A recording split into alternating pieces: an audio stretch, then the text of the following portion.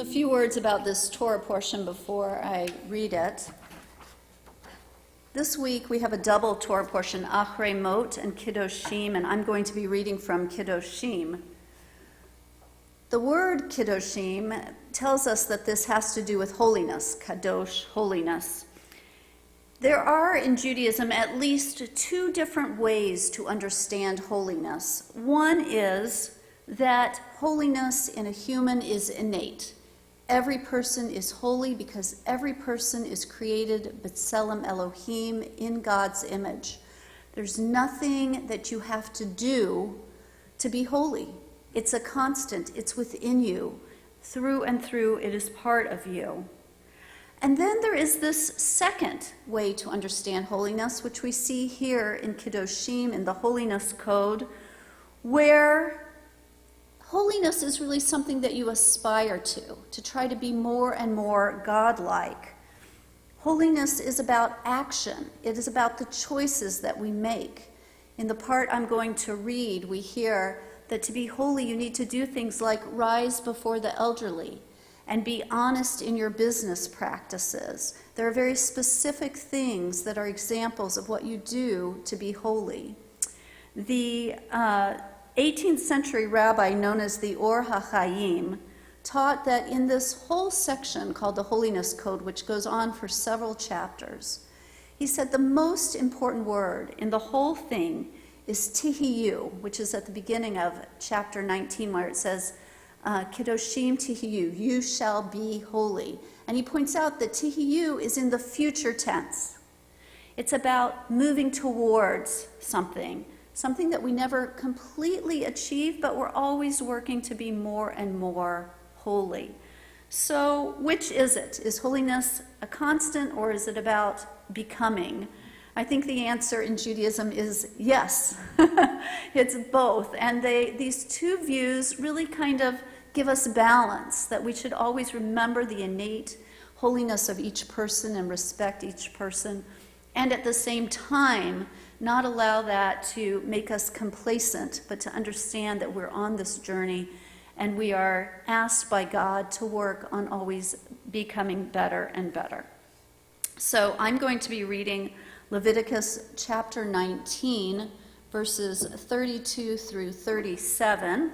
And if you have the Siddur on page 250, I would love it if you would join Rabbi Linder and cantorial soloist Todd Herzog in leading us in the Aliyah. Baruch hu et Adonai hamvorach. Baruch Adonai hamvorach leolam vaed. Baruch Adonai hamvorach leolam vaed. Baruch atah Adonai Eloheinu melech haolam asher bachar banu mikol ha'amim v'natan lanu et Torato. Baruch atah Adonai noten haTorah. Amen. Mipnei seva takum v'hadarta panei zaken v'yareta me Elohecha ani Adonai v'chi yagor idcha ger ba'artzachem lo tonu oto ke'ezrach mikem yihieh lachem hager hagar idchem v'ahavta lo kamocha ki gerim heyitem be'eretz Mitzrayim ani Adonai Elohechem.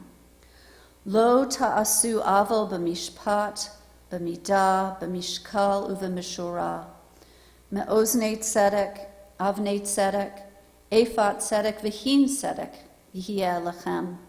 Ani Adonai Elohechem, asher hotzeiti etchem me'eretz Mitzrayim, ushmartem et kol chukotai ve'et kol mishpatai, ve'asitem otam. Ani Adonai. Some English.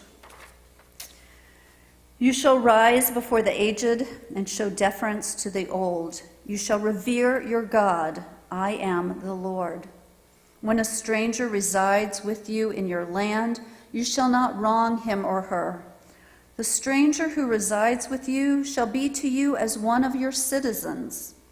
You shall love this person as yourself, for you were strangers in the land of Egypt. I, the Lord, am your God. You shall not falsify measures of length, weight, or capacity.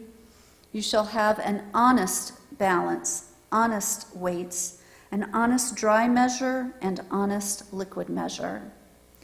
I, the Lord, am your God who freed you from the land of Egypt. You shall faithfully observe all my laws and all my rules. I am the Lord. And the blessing after? Baruch atah Adonai, Eloheinu melech haolam, asher natan lanu Torat emet, v'chayei olam nata b'tochenu. Baruch atah Adonai, noten Torah. Amen. Page 250.